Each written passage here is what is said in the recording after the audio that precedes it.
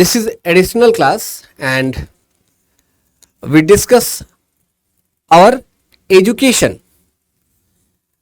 Education की importance और education है क्या, दो चीज़ों को देखेंगे, बहुत ब्रीफ में देखेंगे, बहुत इसे हेवी डिस्कशन में नहीं लेके जाएंगे और अपने लेवल पे इस बात को समझेंगे कि एजुकेशन की इंपॉर्टेंस है कहाँ।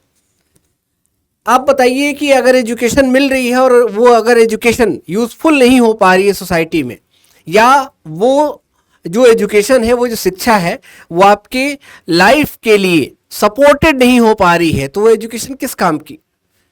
जैसे एक लोग हैं जिनके दो बेटे और दो बेटियां हैं और चारों के चारों सेलेक्टेड हैं, चारों के चारों आईएएस हैं या एससीएस हैं या कुछ इस तरीके की जॉब में हैं। तो वो लोग एजुकेटेड माने जाएंगे, वो एजुकेशन बेहतर मानी जाएगी, या वो लोग एक और लोग हैं, उन्हीं के रिश्तेदार हैं और उनके बच्चे हैं, उनमें एक जॉब करता है और 3 बेरोजगार घूम रहे हैं, जॉब भी कोई बहुत अच्छी खासी जॉब नहीं कर रहा है। तो एजुकेशन के बारे में अगर देखें तो किसी भी सोसाइटी के लिए, किसी भी कंट्री के लिए जो सबसे पावरफुल अगर कोई सॉल्यूशन हो सकता है तो वो है एजुकेशन। पर्सनल देखा जाए तो मैं आपको यही सजेस्ट करूंगा कि अगर किसी भी देश को बढ़ाना हो 10 साल के उसके एजुकेशन पे काम कर दीजिए, ऑटोमेटिक इन्हेंसमेंट हो जाएगी, ऑटोमेटिक ग्रोथ आ जाएगा। अब इंडिया के कंटेस्ट में देखें तो इंडिया में जो हमारी पॉपुलेशन है, आपको पता है कि भारत में सबसे ज़्यादा पॉपुलेशन इस समय, आप एक ऐसे दौर में जी रहे हैं कि मानव के इतिहास में इससे ज़्यादा कभी पॉपुलेशन हुई नहीं और शायद आगे भी नहीं होगी, कमी होती चली जाएगी। तो आपके लिए सबसे टफ टाइम एक तरीके से देखने को मिलेगा। लेकिन क्या ये जो टाइम है ये हमारी स्ट्रेंथ बन सकता है? अगर हमने एजुकेशन पे काम किया तो इसका आंसर है यस। और इसीलिए हमको एजुकेशन के ऊपर समझने की जरूरत है, किस तरीके से एजुकेशन पॉलिसी डेवलप हुई, क्या क्या हुआ।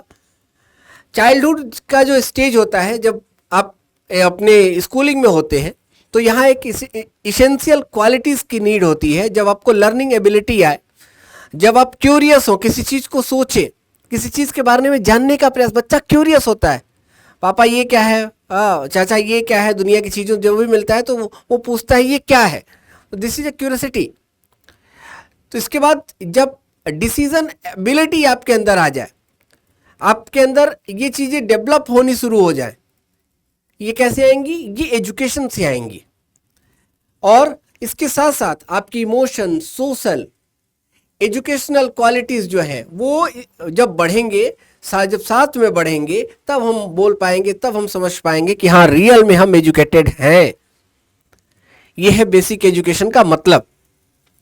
कबीर को किसी ने पढ़ाया नहीं था, लेकिन कबीर बहुत प्रखर वक्ता थे और कबीर अपनी बहुत बातें, ये सारी बातें सोसाइटी में बहुत ताकतवर तरीके से रखते थे। लेकिन उन्होंने कोई पढ़ाई तो नहीं करी थी, लेकिन उनके समकालीन बहुत से ऐसे स्कॉलर्स हुए जिन्होंने बहुत पढ़ाई करी, लेकिन उनकी सोसाइटी में, उनकी हिस्ट्री में कोई नाम नहीं है। तो अब जो एजुकेशन का ये जो डायमेंशन है, ये बेसिकली एंसेंट डायमेंशन से इस बात को हम लेके आते हैं। जो पुरातन कालीन हमारे यहाँ एजुकेशन का जो तरीका रहा वो रहा कि गुरुकुल चला करते थे। गुरुकुल में हमें गुरुकुल के सिद्धांतों को फॉलो करना होता था, उनके नियम बनते थे, उसके नियम के अनुसार हमें जीना होता था। जीविकोपार्जन के लिए हमें भिक्षाटन का वर्क होता था और सबको साथ में बैठना होता, सबको साथ में बैठ के खाना होता था। और भिक्षाटन में भी कंडीशंस रखी जाती थी कि कितने घर आपको मांगना है, ये नहीं कि दिन भर आप मांगते ही रहेंगे, ऐसा कुछ नहीं हुआ करता था। तो ये सारी पद्धतियाँ डेवलप की गई थी वो अपने टाइम से। इसको हम अभी नहीं डिस्कस करेंगे, ये हमारा पार्ट है, लेकिन अभी का पार्ट नहीं है, हम बाद में इसको देखेंगे। अभी जो हम बात करेंगे वो बात करेंगे कि जो मॉडर्न एजुकेशन है इसकी शुरुआत कहाँ से होती है, क्या इसने चेंजेस करे, और अभी इसके अंदर क्या, अभी जहां हम हैं इस समय हम अपनी एजुकेशन को कैसे इनहेंस कर पाएंगे, ये जरूरी है। तो देखिए, मॉडर्न एजुकेशन का जो डेवलप लर्निंग है वो है कि आपकी इसेंशियल लाइफ स्किल को प्रोवाइड करे। जीने के लिए जो आवश्यक जीवन की जो स्किल्स है, उसको, कौशल जिसको बोलते हैं, वो आपके पास होनी चाहिए। दूसरा, एनालिटिकल कॉम्पिटेंस आपके अंदर होनी चाहिए। किसी भी चीज के ऊपर कोई आपसे कुछ कह रहा है कि सांप हवा में उड़ रहा है, तो आप कभी सोचेंगे कि सांप हवा में उड़ रहा है, कैसे पॉसिबल है? वो आदमी चलते चलते उसने बकरा बना दिया, भाई आदमी को बकरा कोई कैसे बना सकता है? ये तो यही एनालिटिकल पावर है कि जो बात कोई सामने वाला कह रहा है उसके पीछे क्या लॉजिक है, लॉजिकली वो बात कितनी सही है, अकॉर्डिंग टू साइंस वो बात कहां तक जाएगी, या केवल हवा हवाई बातें हैं। मिथ और साइंस में यही तो डिफरेंसेस आते हैं। फिर डिसीजन मेकिंग स्किल, कि डिसीजन कैसे लिया जाए, डिसीजन को कैसे देखा जाए।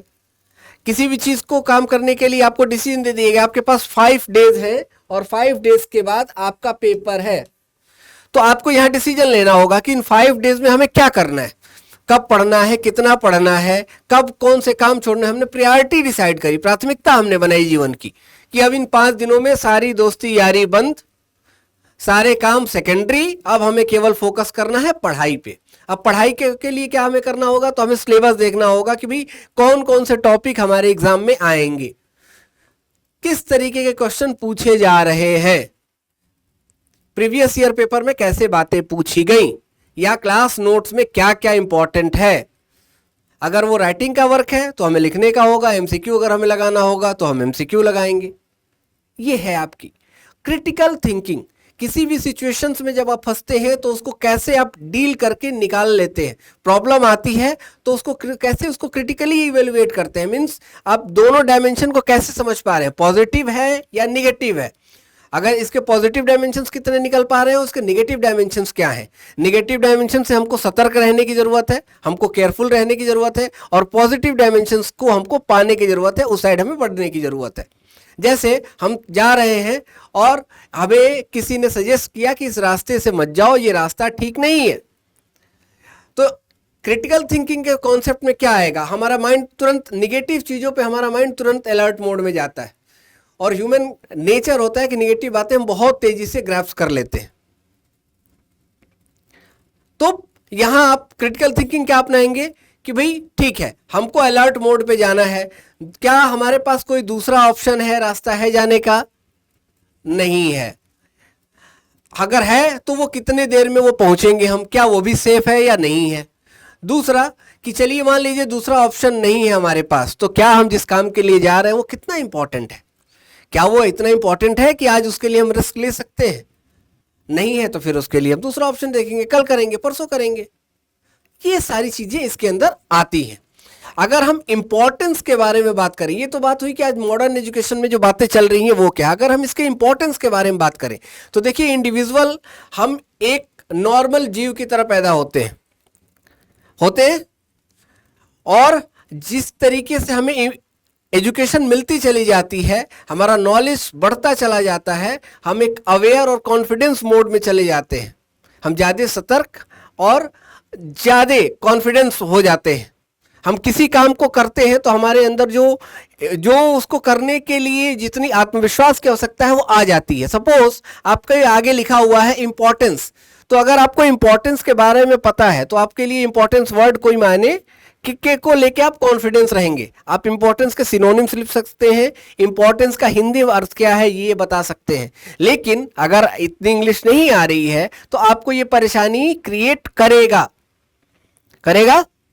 इसके बाद जो एजुकेशन है वो सबसे ज्यादा सिग्निफिकेंट रोल करता है कि जो सोसाइटी में जो पॉवर्टी है, जो गरीबी है, ठीक है, जो अशिक्षा है, इसको हटाने का जो काम करता है, जॉब दिलाने का जो काम करता है, वो कौन काम करता है? एजुकेशन। इसीलिए एजुकेशन का एम क्या होता है कि एक स्टूडेंट को एक बेहतर नागरिक बना देना, और यही एजुकेशन की मेन थीम भी है। आज में किसी भी देश को देश बनने के लिए उसके नागरिक उसे देश बनाते हैं।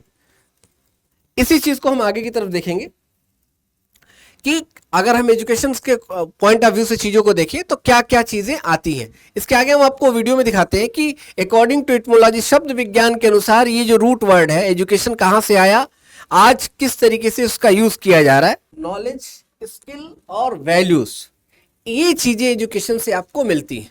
इसको समझते हैं और ये कैसे कैरेक्टर बिल्डिंग करता है, कैसे हमारे चरित्र का निर्माण करता है, ये भी हम देखते हैं। देखिए,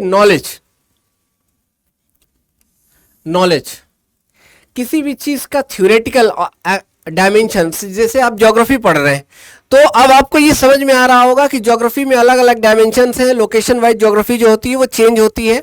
ज्योग्राफी में बहुत कुछ आता है, ज्योग्राफी में एटमॉस्फेयर के भी कॉन्सेप्ट आते हैं, इन्वायरमेंट के भी कॉन्सेप्ट आते हैं, आपके लैंड के भी कॉन्सेप्ट आते हैं, किस तरीके से क्रॉप होगी इसका भी कॉन्सेप्ट आता है, ह्यूमन सिविलाइजेशन के भी कॉन्सेप्ट आते हैं कि ज्योग्राफी किस तरीके से इम्पैक्ट डालती है। अब आपको ये समझ में आ रहा होगा कि आपके एरिया में किस तरीके की फसल होती है, उसके लिए जो जलवायु है, क्लाइमेट है, वो किस तरीके की होनी चाहिए, अगर वो बदलेगी तो उसका इम्पैक्ट फसलों के ऊपर जो आएगा वो तो आएगा ही, लेकिन और भी जो आपके सराउंडिंग में लोग हैं आपके ऊपर, और भी जो पेड़ पौधे हैं इनके ऊपर क्या आएगा। तो ये क्या है, आपकी नॉलेज है। लेकिन ये स्किल में कैसे आएगी, जब एज ए जोग्राफर आप बन जाएंगे, जब आपको ये बुलाया जाएगा इस काम के लिए कि भाई आइए और इस एरिया की ज्योग्राफी के बारे में हमें बताइए, तो ये आपकी स्किल है। जब स्किल आती है तो आपको उसके लिए रेवेन्यू, आपके लिए फाइनेंशियल मॉनेटरी बेनिफिट मिलता है, आपको पैसे मिलते हैं। पढ़ाइए ज्योग्राफी तो इसके लिए आपको पैसे मिलेंगे। क्लियर? तो नॉलेज आपने क्या करी कि आपने ज्योग्राफी की नॉलेज ली, उसके बाद स्किल में क्या चला जाएगा, उससे आप कैसे अर्न कर पा रहे हैं। और वैल्यूज क्या होती है, तो वैल्यूज का मतलब होता है कि इसके साथ आप कैसे यूज कर पा रहे हैं, इसका कितना पॉजिटिव यूज कर पा रहे हैं। ये है आपके वैल्यू सिस्टम। किसी भी चीज का पॉजिटिव और नेगेटिव दोनों ऑप्शन हमारे पास अवेलेबल होता है। हम चाहे तो उसे अच्छा यूज करें, चाहे वो बुरा यूज करें। भाई एक ही तरीका है बम बनाने का। बम बनाने का तरीका पता होता है, मिलिट्री के पास भी बम बनाने का तरीका होता है और टेररिस्टों के पास भी बम बनाने का तरीका पता होता है। लेकिन एक टेररिस्ट जब बम बनाता है, पकड़ा जाता है, तो उसको लेके उसके खिलाफ एफआईआर की जाती है, मुकदमा चलाया जाता है, उसको जेल में डाला जाता है, लटका दिया जाता है। लेकिन जब आर्मी बम चलाती है तो पूरा का पूरा जो कंट्री होता है वो प्राउड फील करता है। तो ये दोनों में अंतर कहां आया, दोनों की सोच में। एक आग से, अगर वही माचिस की तिल्ली में लाइट जलाने का काम भी होता है, घर में भी उसका यूज करते हैं हम, घर में कहीं जलाना का काम होगा, लाइट जलाने का काम होगा, हम यूज करेंगे। और उसी माचिस की तिल्ली का यूज करके हम फसलों को भी बर्बाद कर सकते हैं, लोगों को भी बर्बाद कर सकते हैं। तो ये है हमारे वैल्यू सिस्टम। किस तरीके से हम चीजों को देखते हैं, क्या हमारा नजरिया है, ये हमें कौन गाइड करता है, तो ये हमें गाइड करते हैं हमारे वैल्यू सिस्टम। नॉलेज जो है वो थ्योरी का पार्ट है, वो एक थ्योरी होती है। प्रैक्टिकल जब वो हो जाएगा तो वो हम बोलेंगे कि वो हमारी स्किल है। और इसमें हम कितना अटेंशन लेके इसे हम यूज कर पाएंगे, ये हमारी एबिलिटी का पार्ट है। कि जैसे मैंने आपको बताया कि भाई एज ए आप ज्योग्राफर हो गए, आपको हिस्ट्री ज्योग्राफी बहुत अच्छी आ गई, आप एबिलिटी है आपके अंदर कि भाई आप ज्योग्राफी के बारे में बहुत अच्छा एक्सप्लेन कर सकते हैं, बता सकते हैं। सरकार आपको हायर कर रही है या कोई पर्टिकुलर एजेंसी आपको हायर कर रही है, आपका नाम बढ़ रहा है, लेकिन आपके कितनी एबिलिटी है कि इसको यूज कर पाएंगे, ये अब आपकी पर्सनल जो क्षमता है इसके ऊपर सवाल है, इसके ऊपर बात है।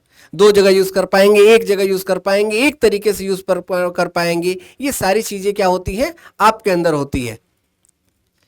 तो ये है एबिलिटी, ड्यूरेशंस जिसको हम बोलते हैं कि हम कितनी देर उसको लेके वर्क कर सकते हैं।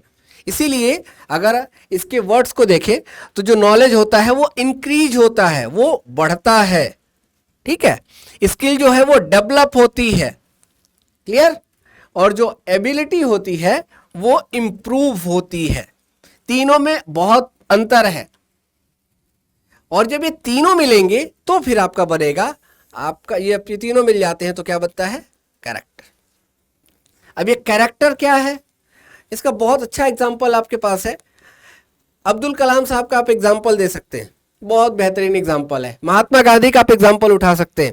ऐसे बहुत से एग्जांपल आपके सराउंडिंग में, आपके पेरेंट के हो सकते हैं, आपके स्कूल के हेड्स हो सकते हैं जिन्होंने इनिशिएटिव लिया, या आपकी सोसाइटी के आसपास के ऐसे लोग जिन्होंने सोसाइटी के लिए बहुत अच्छा काम किया। उनका कैरेक्टर, उनके पास वो ऑप्शन थे कि वो अपने लिए केवल सोच सकते थे, लेकिन उन्होंने अपने से बढ़ के सोसाइटी के लिए सोचा। इसीलिए तो जो स्वतंत्रता संग्राम सेनानी हुए उनको हम बहुत ज्यादा रिस्पेक्ट से देखते हैं, या सोसाइटी का वो आदमी जो सोसाइटी में कंट्रीब्यूशन दे रहा है उसके लिए हमारी नजरों में रिस्पेक्ट होती है। और ये कैसे आती है, एजुकेशन से आती है। एक एजुकेटेड आदमी के अंदर ये सारी चीजें आपको देखने को मिलेंगी। उसके अंदर नॉलेज होगी, वो अपनी स्किल का भी यूज कर पाएगा। एक अच्छा लीडर, कैसे लीडर अच्छा बनेगा? जब उसके अंदर करप्शन वाली बात नहीं रहेगी, वो अपने से ज्यादा देश के बारे में सोचे, अपने से ज्यादा अपने एरिया के लोगों के बारे में सोचे, तब तो अच्छा लीडर होगा। ये ऐसा लीडर जो अपने बारे में सोचे, केवल अपनी फैमिली के बारे में सोचे, तो क्या करेगा? वो करप्शन करेगा, उससे सोसाइटी का डेवलपमेंट नहीं होगा। उसका जो कैरेक्टर होगा उसको चरित्रवान नहीं माना जाएगा, उसका कैरेक्टर बेहतर नहीं माना जाएगा। आपने देखा कि एजुकेशन के बारे में आज यही मॉडर्न, ये एटमोलॉजी के हिसाब से देखें तो मॉडर्न वर्ड जो आप देख रहे होंगे, इस समय एडटेक का वर्ड बहुत यूज किया जाता है। एडटेक कंपनियां हैं। तो अब एजुकेशन को इस तरीके से डिफाइन किया जाता है, एड्यू को एड कहा जाता है, इसका प्रोनाउंसिएशन होता है। ठीक है, जैसे बहुत बड़ी बड़ी कंपनियां हैं, ठीक है इनका। अब बात करते हैं कि चलिए ये तो बात हो गई बेसिक चीजों की कि कैसे रहा, क्या रहा। अब बात करते हैं कि आज का जो एजुकेशन है वो कैसे शुरुआत होता है, कैसे आता है, उसका मोटिव क्या है और कौन कौन से कमीशन उसको लेके बनाए गए। जब तक हम आजाद नहीं हुए और जब से अंग्रेज आते हैं तब से ये इन 200 सालों के हिस्ट्री को आज देखते हैं, फिर आगे हम इसको डिस्कशन में लेके जाएंगे। ठीक है, जो ईस्ट इंडिया कंपनी जब इंडिया में आती है, तो ईस्ट इंडिया कंपनी जब इंडिया में आती है, देखती है कि इंडिया के अंदर हमें रूल करने के लिए हमें ऐसे लोगों की जरूरत है जो दिखने में तो इंडियन हो, लेकिन वो दिमाग से, भाषा से, सोच से कैसे हो, ब्रिटिशर्स हो। अब उसके लिए मेनली उसे 3 क्लास की नीड होती है। पहली जो अकाउंटिंग वर्क, डॉक्यूमेंटेशन वर्क कर पाए, क्लर्क एक वो, दूसरा मिलिट्री फोर्सेस और तीसरा फैक्ट्री वर्कर। 3 तरीके के लोगों की उसे नीड होती है। और इसी के ऊपर जब ईस्ट इंडिया कंपनी इंडिया आती है तो उसने अपना मंथन स्टार्ट किया कि भाई आगे क्या किया जाए, कैसे चीजों को रखा जाए। लॉर्ड मैकाले जो आज के मॉडर्न एजुकेशन का मेन क्रेडिट अगर जाता है तो लॉर्ड मैकाले को जाता है। इन्होंने 1835 में रिकमेंडेशन दी। इसके पहले भी ये डिबेट थी कि कैसे पढ़ाया जाए, क्या पढ़ाया जाए, इसको लेके 2 थॉट आते थे इसके पहले। एक आता था कि जो एंसेंट जो नॉलेज है उसको हम उसी तरीके से पढ़ाएं, और दूसरा आता था कि मॉडर्न जो है, तो मॉडर्न का मतलब कि जो यूरोप के अंदर जो नॉलेज है, यूरोप के अंदर जो तरीके हैं उसको फॉलो किया जाए उसी। इन दोनों में एक टेंशन ये भी थी कि किस मीडियम क्या होगा जो हम एजुकेशन देंगे, उसमें मीडियम का जो कॉन्सेप्ट है वो कैसे वर्क करेगा। क्या उनको उनके रीजनल लैंग्वेज में हम पढ़ाएंगे? तो फिर इतने बड़े इंडिया में जहां अराउंड 22+ लैंग्वेजेस हैं, अगर बोलियों के बारे में बात करें, डायलैक्ट्स के बारे में बात करें तो 19,000+ बोलियां हैं, 19,000 समथिंग बोलियां। अब ये तो बहुत बड़ा चैलेंज था। इसको देखते हुए आया कि भाई 1835 में ये दोनों ही बातों का सॉल्यूशन मिल गया। और जो मैकाले की बात आई तो मैकाले ने कहा कि इसका जो तरीका होगा वो इंग्लिश में हम चीजों को पढ़ाएंगे। ठीक है, उसने कहा कि जो मीडियम होगा वो क्या होगा, हमारा स्कूल में इंग्लिश होगा। आज भी वो आपको देखने को मिलता है। दूसरा उसने ये कहा कि जो इंडियंस उनको हम टॉट करेंगे साइंस और वेस्टर्न लिटरेचर को, ना कि इनकी जो पुराने ट्रेडिशनल नॉलेज है उसको। उसका एक बहुत फेमस कोट है, वो कहता है कि इंडिया या एशिया के अंदर जितनी भी लाइब्रेरीज हैं या जितनी किताबें हैं, इनसे ज्यादा नॉलेज यूरोप के अंदर रखी किसी भी लाइब्रेरी की किसी अलमीरा के एक सेल्फ में, जो एक सेल्फ होता है उसमें रखी किताबों में उससे ज्यादा। और वो इस तरीके के माइंडसेट से चीजों को शुरू करता है, और यहां से हमारे लिए मॉडर्न एजुकेशन सिस्टम जो है वो आ जाता है। जो हम आजकल जो हम पढ़ते हैं, हमने भी वही पढ़ाई करी और आपने भी वही पढ़ाई करी, वही तरीका है। उस समय की सिचुएशन दूसरी है, क्योंकि हम तो भाई आजाद थे नहीं, तो जो जैसी चीजें चल रही थी वैसे चीजों की शुरुआत होती है। थोड़ा सा बेसिक कुछ फैक्ट एंड फिगर भी देख लेते हैं साथ साथ में। मॉडर्न एजुकेशन में इंडिया में बिगनिंग होती है ब्रिटिश रूल के समय, और ये सिचुएशन होती है कि किस तरीके से इंडिया को के अंदर एडमिनिस्ट्रेशन किया जाए, इंडियंस के ऊपर एडमिनिस्ट्रेशन किया जाए।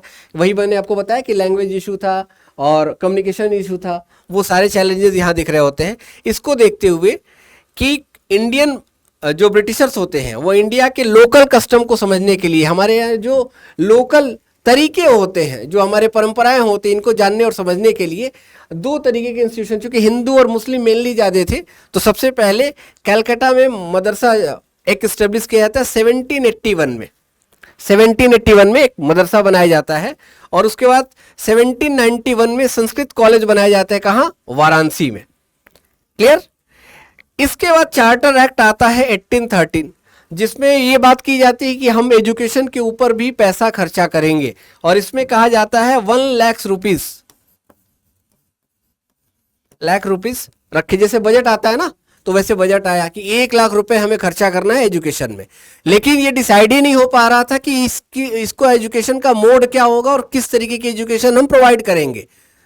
ओरिएंट वर्सेस मॉडर्न का जो कॉन्सेप्ट है वो डिबेट जो मैंने आपको भी बताई, इसी का सॉल्यूशन कहाँ आगे जाके मिलता है? जब मैकाले के बारे में बात की जाती है तब 1835 में मैकाले मिंट आता है और मैकाले मिंट ने कहा कि हम प्रमोट करेंगे इंग्लिश में एजुकेशन को और मॉडर्न एजुकेशन के थॉट प्रोसेस को ही अपनाएंगे, इनकी पुरानी चीज़ों को हम छोड़ देंगे। इसके बाद चार्ल्स वुड डिस्पैच का कॉन्सेप्ट आता है और ये आता है 1854 में। इसमें हमने क्या करा कि सजेशन आया कि जो प्राइमरी एजुकेशन है, मीन्स जो 1 से लेके 5th तक में जो बच्चा जहां पढ़ रहा है, उसके लिए उसकी जो रीजनल लैंग्वेज है, ठीक है, उसका यूज किया जाए। लेकिन जब वो हाई स्कूल में जाए तो हाई स्कूल में देखिए, हाई स्कूल में कहा गया कि हाई स्कूल में जब जाए तो एंग्लो और वर्नाकुलर लैंग्वेज का यूज किया जाए, मतलब मीन्स इंग्लिश का भी साथ साथ में यूज किया जाए, तभी वो चीजें बन पाएंगी। वो थोड़ा सा इंग्लिश के ऊपर भी झुकाव पैदा करे और जब कॉलेज लेवल पे आए तो पूरी तरह से इंग्लिश मीडियम में उसे इंस्ट्रक्शन दिया जाए। ये वो शुरुआत थी जहां से हम आज की जो ये एजुकेशन चीज पॉलिसी देख रहे हैं, समझ रहे हैं, यहां पहुंची। एक छोटा सा आपको इंसिडेंट में बताता हूं, इसके बाद हम आगे बढ़ेंगे। जब ये चीजें चल रही थी, इन चीजों की शुरुआत हुई, तो उस समय सिविल सर्विसेज जो आईसीएस उस समय बोला जाता, जो आज का आईपीएस है, ये उसके भी एग्जाम शुरू हो गए। जब इंडिया में एजुकेशन आया तो सारी चीज़ें बढ़नी शुरू हो गई, तो हुआ कि भाई सब कुछ हम कर रहे हैं तो इंडिया से सिविल सर्विसेज भी कराएं, यहाँ के लोगों को कोई बैठा है यहाँ एडमिनिस्ट्रेशन करने के लिए। तो उसमें कंडीशन है कि जो इंटरव्यू होगा उसको हम वहीं, वह एग्ज़ाम भी वही कराएंगे स्टार्टिंग में और इंटरव्यू भी लंदन ही होगा, वहीं की वहीं सारी चीज़ें होंगी। सुभाष चंद्र बोस एक बहुत रिनाउंड नेम रहा इंडिया में आज़ाद, तो नेताजी सुभाष चंद्र बोस ने भी सिविल सर्विसेज निकाली थी और वो इंटरव्यू देने पहुंचे। बहुत ही ताकतवर इंसान, बहुत वो आईक्यू बेहतरीन था उनका। पहुंचे वहां तो वो जो इंटरव्यूअर थे उन्होंने कहा कि क्यों ना इनकी हम बेइज्जती करें, उनको भगा दें यहाँ से। तो उनसे एक सवाल पूछा कि बोस तुम क्या कर सकते हो? तो सुभाष चंद्र बोस ने कहा कि सर मैं कुछ भी कर सकता हूँ। तो उन्होंने कहा ठीक है। अपनी वेडिंग रिंग निकालते हैं वो, और जो इंटरव्यूअर है उसने रख दिया बेंच के ऊपर, कहा कि ऐसा है कि इसके अंदर से निकल के दिखाओ। अब ये एक तरीके से एक एजुकेटेड पर्सन के लिए एक बड़ा चैलेंज कि इतनी पढ़ाई करने के बाद हम यहाँ पहुंच रहे हैं और कोई हमसे इस तरीके से बिहेव करे। तो दो बातें थी, एक इंडियन को प्रूव भी करना था और उनके क्वेश्चन का आंसर भी देना था, दोनों ही चीजें थी बहुत। अब देखिए एजुकेशन का जो इंपॉर्टेंस है वो किस तरीके से दिखेगा, यही वो बात है। सुभाष चंद्र बोस ने बहुत पोलाइटली क्या किया, एक पेज लिया, एक वाइट पेज लिया और अपना नाम लिखा सुभाष चंद्र बोस, और उसको रोल किया और उस रिंग के अंदर से डाल के निकाल दिया। This is the real education, कि हमें वो चीज मिली तो, लेकिन हमने उसका कितना अच्छे से यूज किया। यही वो एजुकेशन पॉलिसी थी जिसकी वजह से हम आजाद भी हुए। आज हमारा जो मॉडर्न स्ट्रक्चर है, जहां हम खड़े हैं, जहां हम सारी चीज़ों के साथ आसानी से जीवन जी पा रहे हैं, ये पॉसिबल नहीं होता। ये मॉडर्न एजुकेशन का ही पार्ट है, वहीं से हमको चीज़ें मिली हैं। जितने लोग इंडिया में, जितने बड़े लीडर हुए, ऑलमोस्ट सबने हायर स्टडीज़ करी, ऑलमोस्ट कई लोग तो बाहर जाके पढ़ के आए, और जो बाहर पढ़ के आता था उसे लगता था कि हमारे साथ गलती हो रही है। इसका मतलब अवेकनिंग मोड तो आता ही था, लेकिन ब्रिटिशर्स ने जो इंडियन मॉडल में चेंजेस करे थे, वो मॉडल केवल फिल्ट्रेशन थ्योरी के ऊपर बेस्ड था। और फिल्ट्रेशन थ्योरी ये कहती है कि सोसाइटी को अगर चलाना हो तो कुछ लोगों को केवल आप शिक्षित कीजिए और वो कुछ लोग को शिक्षित करेंगे, उससे केवल हमारे काम भर की चीजें चलती चली जाएंगी। चारों तरफ हमें अपने काम, चारों तरफ लोगों को शिक्षित करने की जरूरत नहीं है, क्योंकि जैसी ही शिक्षा आएगी तो लोग अपने हक के बारे में सोचेंगे, लोग ये सोचेंगे कि सरकार का काम क्या है, लोग ये सोचेंगे कि हमारी जिंदगी अच्छी कैसे हो, लोग ये सोचेंगे कि दुनिया कैसे आगे बढ़ रही है, हम क्यों नहीं बढ़ पा रहे हैं। तब ये जो एजुकेशन है वो धीरे धीरे, हमारे जो नेशनल फाउंडिंग फादर है जिन्होंने इंडियन नेशनल मूवमेंट में लीड रोल प्ले किया, गांधी जी भी थे, गांधी जी का भी नाम काफी प्रोमिनेंट तरीके से लिया जाता है, और वहां से चीजों की शुरुआत होती है। फिर 1857 में यूनिवर्सिटी ऑफ कलकत्ता, मद्रास, बॉम्बे को स्टेब्लिश किया गया और रिकमेंडेशन पे, चार्ल्स वुड डिस्पैच की रिकमेंडेशन पे इसको स्टेब्लिश किया गया था। फिर हंटर कमीशन आता है। हंटर कमीशन भी चार्ल्स वुड डिस्पैच की बातों को आगे बढ़ाने के लिए बात करता है और कहता है कि जो प्राइमरी एजुकेशन का को जो करना है उसके लिए लोकल बोर्ड और म्युनिसिपल बोर्ड को बनाने की जरूरत है, वहां से चीजों को डील किया जाए। और वो ये भी कहता है कि जो सेकेंडरी एजुकेशन है उसको हम प्राइवेट इंटरप्राइजेस को भी हम दे सकते हैं। इस तरीके से इंडिया में एक एक करके एजुकेशन जो है वो बढ़ रहा होता है, एक एक करके चीजें बढ़ रही है होती है। इसके बाद सैडलर कमीशन, जिसने कलकत्ता यूनिवर्सिटी कमीशन की रिकमेंडेशंस को लेके बात करी। फिर वो बताता है कि क्या दिक्कतें थी कलकत्ता यूनिवर्सिटी से रिलेटेड। फिर वो ये भी कहता है कि सेपरेट कर दीजिए अभी सेकेंडरी एजुकेशन को 10+2 लेवल तक को, और 10+2 के बाद हायर एजुकेशन को। इस तरीके से बोर्ड ऑफ सेकेंडरी एजुकेशन की नींव पड़ती है, और जिसको central advisory board of secondary education 1920 के द्वारा बनाया जाता है। फिर बाद में से डिसॉल्व कर दिया जाता है, फिर 1935 में फिर इसे बना दिया जाता है। अब ये मैंने बताया कि भाई इंडिया में किस तरीके से एजुकेशन लेवल बाय लेवल बढ़ता चला गया। फिर गांधी जी की भी बात आती है। गांधी जी ने वर्धा स्कीम में कहा, गांधी जी ने बहुत घोर क्रिटिसाइज किया, बहुत ज्यादा आलोचना करी इंग्लिश एजुकेशन सिस्टम की। उन्होंने कहा कि आप लोग जानबूझ के हम लोगों को, देखिए जब बच्चा छोटा होता है तो जितनी हम बेहतर एजुकेशन देंगे उतना अच्छा सोसाइटी में काम कर पाएगा, उतना ही उसका डेवलपमेंट हो पाएगा। अब हमने कोई ऐसी पॉलिसी नहीं बनाई कि बच्चा इनोवेटिव हो पाए, इनोवेशंस के बारे में हमने बात नहीं करी, ठीक है। हमने ये बात नहीं करी कि बच्चा किस तरीके से क्रिटिकल थिंकिंग के बारे में बात करे, ये बात हमने नहीं करी। हमने क्रिटिकल थिंकिंग के बारे में बात नहीं करी। हमने कुछ ऐसा किया नहीं कि बच्चा अपने हिसाब से कुछ नया बना पाए ना। हमने कहा कि वो चलने जो बने बनाए रास्ते हैं केवल आपको उसी पे चलना है, और यही आज के भी सिस्टम का सबसे बड़ा दोष है। आज के सिस्टम में ही इसको रिजॉल्व करने के लिए अभी जो बात की जा रही है वो लाया गया है नेशनल एजुकेशन पॉलिसी NEP 2020, ठीक है। NEP 2020 अगले साल से आपकी सारी चीजें बदल जाएंगी, आपके स्कूल की, पूरे भारत में इसको लागू कर दिया जाएगा। और इसमें क्या होगा, इसमें हर सवाल के जवाब आपको अपने दिमाग से देना पड़ेगा, दूसरे के दिमाग से आप नहीं दे सकते, रट के वो चीजें आप कर ही नहीं सकते। वो पूछेगा कि आप अपना व्यू बताइए। अब आप अपना व्यू कैसे दोस्त का या टीचर का पढ़ाया बता सकते हैं आप? अगर क्लास में 10 लड़के हैं तो 10 नए नए व्यू आएंगे, 10 नई नई सोच आएगी। ये चैलेंज है, और इसीलिए ये जो प्रोग्राम है आपके लिए काफी मददगार साबित होगा जब इस तरीके की चीजें आएंगी। अच्छा, इसका एडवांटेज ये भी है कि इसके बाद जितने कंपटीशंस होंगे वो सारे के सारे बदल जाएंगे। अब वो रटने वाली चीजें खत्म हो जाएंगी।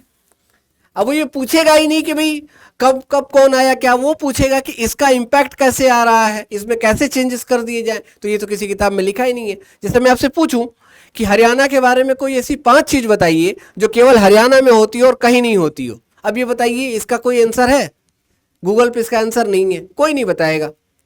इसको आपको खुद से सोचना होगा। मैं आपसे ये पूछूं कि ये जो सब्जेक्ट है इसमें ऐसी कौन सी चीज आपको लगती है जो आपके अकॉर्डिंग सबसे ज्यादा जरूरी है, या इसके बिना ये सब्जेक्ट नहीं चल सकता? अब ये भी किसी की किताब में नहीं है। मैं आपसे पूछूं कि किसी भी 2 रिश्तों को चलाने के लिए, ठीक है, ये बहुत सेलेक्टिव और सब्जेक्टिव बातें होंगी, थोड़ा थोड़ा सुनते जाइए, आपको समझदारी खुद ब खुद विकसित हो जाती है। जब कहा जाए कि कोई भी 2 रिलेशंस हैं, ठीक है, A एंड B के बीच में रिलेशन है, तो ए से ये क्वेश्चन पूछा जाए कि बी की सबसे बड़ी कमी बताइए सब, अब ये तो किसी किताब में है नहीं और ये कोई नहीं बता सकता। हो सकता है ए से क्वेश्चन पूछा जाए, सी से क्वेश्चन जाए तो सी का आंसर और ए का आंसर दोनों अलग अलग आएगा, बिल्कुल आएगा। चैलेंज, यही चैलेंज है। और जब ये चैलेंज आप लेना सीख जाएंगे तो आगे एजुकेशन आपका बेहतर हो जाएगा, आपको टेंशन लेने की जरूरत है ही नहीं। ठीक है, तो पर्पज ऑफ एजुकेशन के बारे में बात करते हैं कि दो तरीके के पर्पज है। एक क्वालिटेटिव जो हमें स्किल की तरफ लेके जाए, एक स्किल की तरफ लेके जाए, और दूसरा कि हमारे पास क्वालिटी एजुकेशन है। तो एनईपी 2020 का जो मेन पर्पज है वो यही है कि क्वालिटी एजुकेशन प्रोवाइड करना। अब ये क्यों कहा जा रहा है आपके, मैं थोड़ी सी एक दो रिपोर्टें बताता हूं फिर कैसे चीजें होंगी। एक वेल एजुकेटेड पर्सनालिटी जो होती है, एक पढ़ा लिखा आदमी के बीच में क्या क्या डिफरेंसेस होते हैं वो एक बार देख लीजिए। उसके अंदर एक पोटेंशियल होता है, मीन्स वो क्या कर सकता है। डॉक्टर की पढ़ाई करी, आईएएस बना तो वो आईएएस रिलेटेड ही एक्टिविटी कर पाएगा, उसको आप दूसरा काम देंगे वो नहीं कर पाएगा। तो उसे पता है कि मेरी पोटेंशियल, मैं क्या हूं, मेरी क्षमताएं क्या हैं, उसे ये पता है, दूसरा काम वो नहीं करेगा। दूसरा, अगर उसे काम करने के लिए कहा है तो उसके प्लान ऑफ एक्शन उसे पता होंगे। जैसे आपसे कहा जाए कि आपको अमेरिका जाना है, क्या करेंगे आप? तो एक पढ़ा लिखा आदमी पहले ये देखेगा कि भाई हमारी क्षमता है कि नहीं जाने की। चलो मैंने कर लिया, कितने तरीके होंगे अमेरिका जाने के। बाई एयर जा सकते हैं, बाई वाटर जा सकते हैं, बाई लैंड जा सकते हैं। अच्छा, तीनों में कितना टाइम लगेगा, हमें कब पहुंचना है, ये सारी बातें आएंगी ना। तो this is a part of plan of action. किसी प्लान को एक्सिक्यूट करने के लिए क्या क्या एक्शंस की रिक्वायरमेंट है। फिर उसके बाद थॉट्स, उसके विचार, जब वो बात करेगा, जब वो आपसे किसी बात को सुनेगा, कहेगा, तो उसके विचारों की झलक आपको देखने को मिलेगी। जैसे एक पढ़ा लिखा आदमी जब आपसे बात करेगा तो आपको हमेशा बहुत पॉजिटिव फील कराएगा, आपको बहुत कंफर्ट फील कराएगा, आपको कभी हेट नहीं करेगा, वो कभी निगेटिव बात नहीं करेगा वो। आप देखिएगा आपके सराउंडिंग में बहुत ऐसे लोग होंगे जो बहुत जिनका एजुकेशन लेवल बहुत अच्छा होगा, वो ऐसे ही बात करेंगे आपसे। हाँ बेटा आपने क्या पढ़ा, कितना पढ़ा, अच्छा आपको ये, अच्छा आप ये बता दीजिए। वो ये नहीं कहेगा कि मुझे इसके बारे में ज़्यादा आता, वो कहेगा अच्छा आप ये बता दीजिए। नहीं होगा तो वो आपको हिंट बताएगा। तो ये क्यों कर रहा है वो? क्योंकि उसे पता है कि ह्यूमन डिग्निटी कितनी बड़ी चीज़ है, आपकी मोरल वैल्यू कितनी बड़ी है। ठीक है, और इसके साथ अब एक्सप्रेशन, किस तरीके से अपने आप को एक्सप्रेस रखना है, करना है। कोई बात हो रही है तो हमें बात करने का मोटिव क्या है। कोई हमारा काम नहीं कर रहा है तो हम उसे कैसे काम कराएंगे। कोई हमें, किसी को हमें समझाना होगा तो हम उसे कैसे समझाएंगे, बड़ों से छोटों से डील कैसे करेंगे। ठीक है, ज़्यादा पढ़े लिखे आदमी के साथ क्या बातें करनी है, कम पढ़े लिखे आदमी के साथ क्या बात करनी है, कब कहाँ कैसे अपने अपने आप को एक्सप्रेस करना है, कब बोलना है कब नहीं बोलना है। ये सारी चीज़ें एक एजुकेशन के थ्रू ही आती है और एजुकेटेड पर्सनालिटी के बीच में आती है। आज का जो चैलेंज है वो क्या है, हम सोशल मीडिया पे तो हमेशा एक्टिव हैं, ये देखिए, लेकिन अगर हमसे कह दिया जाए कि 4 लोगों के बीच में अपनी बातें रखिए तो हम डर जाएंगे, हमारे पैर कांप जाएंगे, हम बोल ही नहीं पाएंगे। क्यों? क्वालिटी एजुकेशन नहीं है, हमारे अंदर वो पोटेंशियल ही नहीं है कि हम स्टेज पे चढ़ के अपनी बात को कह पाए या 10 लोगों के बीच में अपनी बात को बता पाए। और इसकी वजह से क्या है कि हम रियल में अकेलापन फील कर रहे हैं। सोशल मीडिया पे तो हमने डाल दिया, सेल्फी ले लिया, हम घूमने गए, खाने गए, पीने गए, मिलने गए, बता दिया, लेकिन रियल में हमारी जो सिचुएशन है इसको लेके कोई बात करने वाला नहीं है। क्यों? सबके पास अपनी रिक्वायरमेंट है। आपके पेरेंट हैं तो उनकी अपनी रिक्वायरमेंट है, वो अपनी जॉब करेंगे, मम्मी अपने घर का काम करेंगी तो ही आपकी चीज़ें चल पाएंगी। आपका दोस्त है, उसकी अपनी ज़िंदगी है। एक लेवल के बाद सबको अपने अपने सेगमेंट को देखना होगा, अपनी ज़िंदगी देखनी होगी। वहाँ क्या होंगे, आप पूरी तरीके से अकेलापन फील करेंगे। आप लिखते रहिए स्टेटस, सैडनेस कोई नहीं सुनने वाला, कोई नहीं करने वाला। और यही बात असर रिपोर्ट में भी कहेगी। Annual status of education report आती है, 2021 भी आ चुकी है, और उसमें भी बात कही गई कि इंडिया में जो ग्रेजुएट और मास्टर्स लोग हैं, जो प्रोफेशनल डिग्री लिए लोग जो पास हो रहे हैं ना, इसमें 83% लोग काम के नहीं है, इनको नौकरी दी ही नहीं जा सकती। मतलब केवल भारत में 17% लोग हैं जो हर साल काम पाने लायक हैं, वो भी बहुत कम लेवल के, अच्छी जॉब के लिए है ही नहीं ये। अब आप सोच के देखिए कितना बड़ा चैलेंज। अभी रिजल्ट आया, कितने लोग पास हुए? लाखों लोग पास हुए। सीबीएसई का आया, सारे स्टेट का आ रहा है, आपके भी आया, एमपी का आया, यूपी का आया, हर जगह का एग्जाम होता जा रहा है। तो आपके साथ कितने लोग, साल लाखों लोग पास हो रहे हैं, और उस लाखों लोगों में से जो मैक्सिमम परसेंटेज है वो क्या है, वो एम्प्लॉय, काम करने लायक है ही नहीं, बेसिक्स नहीं है उसके पास। तो ऐसी पढ़ाई, और ये भी नहीं कि ये सस्ता है, ये भाई अगर आपको यहाँ पहुंचना है तो अराउंड 25 लाख के अराउंड आपको इन्वेस्ट करना होगा। अच्छे कॉलेज से आप बीटेक एमटेक करेंगे या फिर मास्टर किसी और डिग्री में जाएंगे या प्रिपरेशन करेंगे, यहाँ ये चीज़ें लैक हो जाएंगी। आपको लिखना नहीं आता, पढ़ना नहीं आता, बोलना नहीं आता, आपको चीज़ें समझना नहीं आता, ग्रुप डिस्कशन में बात करना नहीं आता, सोसाइटी के बीच में कैसे रहा जाता है ये नहीं आता, खाने में दिक्कत, चलने में दिक्कत है आपके, तो कैसे कोई जॉब पे आपको रखेगा? और आप जॉब पे रह के भी क्या करेंगे, आप तो प्रोडक्टिव हो ही नहीं पाएंगे। तो ये है आज के मॉडर्न एजुकेशन का चैलेंज। अब इन चीजों को हम ओवरकम कैसे करें, सवाल यहां है। ठीक है, ये तो मैंने आपको चैलेंजेस बता दिए कि क्या क्या। अब देखिए इसको ओवरकम हम कैसे कर सकते हैं। क्वालिटी एजुकेशन से एक एग्जांपल मैं आपको और देता हूं और उसके बाद फिर हम आगे बढ़ेंगे। एक बार जो बीरबल थे, तो बीरबल को शाही दरबार में शामिल करने के लिए एक बात आती है कि भाई कैसे शामिल किया जाए। तो अकबर ने कहा कि देखते हैं, सोचते हैं क्या हो सकता है। तो दरबार लगा हुआ था, बीरबल को बुलाया गया, महेश दास उनका रियल नाम था, बुलाया गया, कहा गया कि भाई इनको शामिल करना है। तो जो जमींदार थे, जो वहाँ के बैठे हुए इमिनेंट पर्सनालिटीज थी, उन लोगों ने मना कर दिया। खास तौर से जो मुस्लिम वर्ग था, जो उनका पढ़ा लिखा वर्ग, उसने साफ मना कर दिया कि कैसे किसी नॉर्मल आदमी को हम शाही दरबार में जगह दे सकते हैं, यहाँ तो शाही लोग होने चाहिए। बात हुई, ठीक है। तो अकबर ने कहा कि कोई तरीका निकालो कैसे बात की जाए। तो वहाँ का जो सबसे स्कॉलर पर्सनालिटी था, जो सबसे पढ़ा लिखा एजुकेटेड पर्सनालिटी था, तो उन्होंने कहा कि अगर इस आदमी ने मेरे सवाल का जवाब दे दिया तो हम लोग बिल्कुल इसे इन कर लेंगे, हमें कोई दिक्कत नहीं है। हुआ कि ठीक है, महेश दास से सवाल पूछो। भरे दरबार में उसने सवाल पूछा और पूछा कि ये बताओ कि मेरे मन में क्या चल रहा है। अब क्वेश्चन का लेवल देखिए और यहां से वो समझिए कि क्वालिटी एजुकेशन की नीड है क्यों। क्योंकि दुनिया की कोई एजुकेशन ऐसी नहीं है जो आपको हर समय हाथ पकड़ के बताएगी कि अब क्या करना है। डिसीजन आपको ही लेना है, और जितनी क्वालिटी आप लेके जाएंगे उतनी ही जिंदगी में आप बेहतर कर पाएंगे। महेश दास ने बहुत प्यारा सा आंसर दिया। महेश दास ने मुस्कुराते हुए कहा कि आप ये सोच रहे हैं कि जो अकबर हैं, ये सारे, इनके जितने दुश्मन हैं सब खत्म हो जाएं, इनका जो एरिया है जहां तक ये गवर्न कर रहे हैं, इनकी जो टेरिटरी है वो एक्सपेंड होती चली जाए, पूरे भारत में अपने आप को कवर कर ले, दुनिया के जितने शान और शौकत है वो सब अकबर को मिल जाए। इसके बाद जब पूछा गया, तब अकबर ने पूछा कि बताओ यही सोच रहे थे? तो क्या कहता वो? कहता कि हाँ सर, बिल्कुल मैं यही सोच रहा था। This is the real quality. यही आपको समझना है कि ये जो स्किल जो आपने पाई, ये जीवन में आप कैसे यूज करेंगे, किस लेवल पे आप इसको यूज कर पाएंगे। और जब ऐसे सवाल आपकी जिंदगी में आएंगे तो आपको बेहिचक, एक दो एग्जांपल मैं आपको और बताता हूं इसी तरीके से चीजों के साथ, फिर आप क्लास को वाइंड अप करते हैं। देखिए, ऐसे ही घटनाएं, ऐसे इंसिडेंट सबके साथ हुए, और क्वालिटी एजुकेशन आपको वही मदद करती है। इसीलिए मैंने क्वांटिटी एजुकेशन से हट के आपको क्वालिटी एजुकेशन के बारे में बताया। जब भी ऐसे चैलेंजेस आएंगे ना, तो आपको ऐसी चीजों को डील करना होगा। ऐसे बहुत से एग्जांपल, एक दो एग्जांपल ही है। अभी आपको इसके पहले वाले में मैंने बताया था कि कलाम साहब का एग्जांपल आप उठा के देख सकते हैं।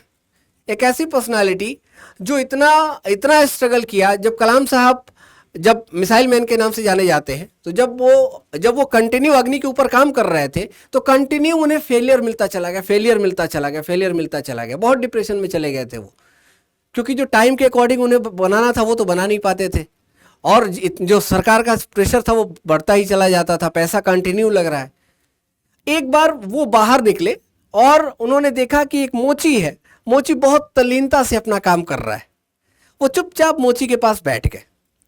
मोची इतना तल्लीन था कि 10 मिनट तक मोची ने देखा ही नहीं, और पूरी धूप थी, पूरी ऐसी गर्मी थी, भयंकर गर्मी थी। कलाम साहब भी बैठे हुए हैं, मोची भी अपना काम कर रहा है।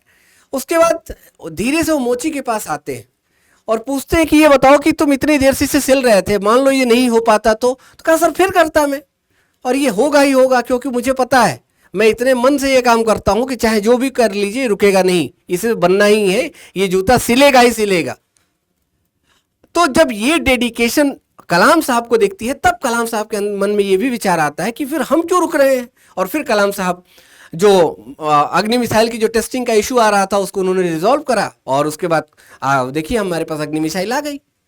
ऐसे बहुत से एग्जाम्पल है, विवेकानंद के ऐसे एग्जाम्पल आपको देखने को मिलेंगे। तो ये क्वालिटी एजुकेशन आपको कहीं पढ़ाया नहीं जाता, हाँ इनकलकेट किया जाता है, और यहीं से हमको क्वालिटी एजुकेशन की समझ डेवलप करनी होगी। आज हम जो भी पढ़ रहे हैं, जैसे जैसे आपको छोटे छोटे एग्जाम्पल से मैं आपको कनेक्ट कर दूं और उसके बाद वाइंड अप करता हूं। जैसे आपने पढ़ा रेनेसा, पढ़ा था ना रेनेसा, पुनर्जागरण काल। तो पुनर्जागरण काल का मॉडर्न युग में क्या यूज है, आप कभी इस बात को सोचेंगे क्या है, उसके वैल्यू सिस्टम कैसे इंडिया, कैसे वर्ल्ड ऑर्डर में आते हैं। तो पहली बात कि हम सोवर्निटी को फॉलो करते हैं, ठीक है, हम सोवरिन हैं। इसके बाद हमने लिबर्टी के बारे में बात करी, हमने लिबर्टी के बारे में बात करी, इंडिविजुअलिज्म के बारे में हमने बात करी। यहीं से तो आज वो चीजें हैं जो हमें आपको मिल रही हैं। हमको लिबरल होना पड़ेगा, हमको चीजों को समझना पड़ेगा। अब ये रेनेसा पढ़ा तो दिया गया क्लास में आपको, लेकिन आप इसको कनेक्ट कहां कर पा रहे हैं, यही आपको देखना है। अब इसका इंपैक्ट आपको देखने को मिलेगा इंडिया में, इंडियन नेशनल मूवमेंट में आपको देखने को मिलेगा पूरा का पूरा इंपैक्ट। रेनेसा का ही तो इंपैक्ट है, और यही इंपैक्ट आपको कहां आके देखने को मिलेगा, ये इंपैक्ट आपको देखने को मिलेगा हमारे संविधान में, कॉन्स्टिट्यूशन में। और वही संविधान है जहां से हम जी रहे हैं। तो ये आपकी वर्ल्ड हिस्ट्री ने आपको पढ़ाया। वर्ल्ड हिस्ट्री के बाद पॉलिटी आपका ऐसे कनेक्ट हो गया, और ये अप्लाइड पार्ट है, लाइफ का रियल पार्ट है, खत्म हो जाती है बातें। कितना आसान है, लेकिन ये समझदारी, ये समझ कि किसी टॉपिक को जब हम पढ़ें समझें तो वो कैसे आएगी, वो ऐसे ही आएगी। ऐसे और भी लेक्चर्स कंटिन्यू रहेंगे आपके लिए, टेंशन लेने की जरूरत नहीं, एक दिन में ये चीजें नहीं आएंगी, लेकिन मैं आपको बताता रहूंगा। अभी आपने पढ़ा साइंस का कि न्यूट्रिशंस वाला ऑप्शन आपने पढ़ा कि भाई कौन सी चीजें खाने से हम हेल्दी रहेंगे। तो आप तो ये भी सोच सकते हैं ना कि हमारे घर में कोई बीमार है तो कौन सी चीज इनको खिलाई जाए जिसमें उससे रिलेटेड हमें न्यूट्रिशंस मिल जाएगा। जैसे स्किन डिजीज हो रही है तो नॉर्मल क्या है, विटामिन सी की डिफिशियंसी होती है, ब्लड कटिंग नहीं हो रही है तो विटामिन के की कमी होती है। ये किस चीज में मिलेगा, आपने साइंस में पढ़ा, आपके 8th 9th 10th की किताब में पढ़ा हुआ है। यही तो समझना है आपको, कहां आप इसके बाहर जा रहे हैं। मैंने आपको ऑलरेडी ज्योग्राफी का एग्जांपल दिया कि भाई आपके एरिया में किस तरीके की चीजें आएंगी, वो आपकी ज्योग्राफी के थ्रू आपको दिखेगा, क्या चेंजेज होंगे वो भी आपको दिखेगा। तो ये सारे के सारे पैटर्न रहेंगे, ऐसी चीजें चलेंगी, और ऑलमोस्ट चीजें क्लियर है। तो आज का लेक्चर आज वाइंड अप करते हैं। किसी को और कोई क्वेरी हो तो डेफिनेटली आप पूछिए। कल से फिर आपकी रेगुलर क्लासेस वर्ल्ड हिस्ट्री की जो होंगी, वर्ल्ड हिस्ट्री की सेकंड में, और फर्स्ट में जो इसेंशियल वाला में जो चल रहा था सिविलाइजेशन के बाद वाला सेगमेंट, वो चलेगा। Thank you so much. कोई अगर क्वेरी हो तो आप पूछ सकते हैं। चलिए ठीक है, गॉड ब्लेस यू।